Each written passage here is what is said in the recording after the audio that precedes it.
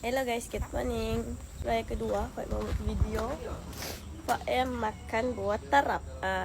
Kamu ingat ke yang satu konten Datuk yang Pak cakap kepala Datuk like buat tarap? Ni. Kamu tonton makan. Okay, let's go. I'm so excited. Ni, buat tarap. Kalau mau tahu dia masak atau tidak, kamu tekan begini, dia macam ada lembut-lembut.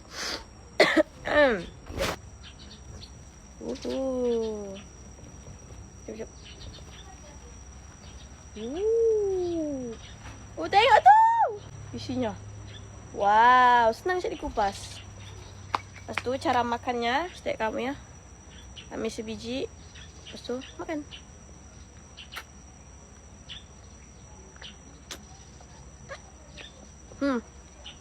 Dia ada biji. Tapi biji terap ni, setahu aku macam boleh dimakan. Tapi digoreng dulu. Manisnya.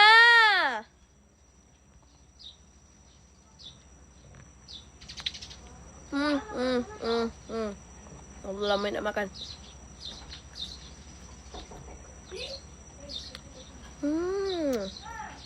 Sedap dah.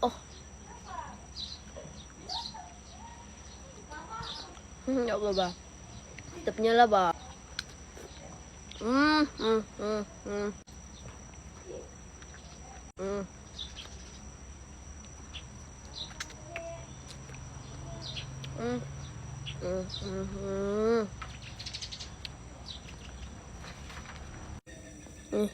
Pasti kamu gemuk-gemuk.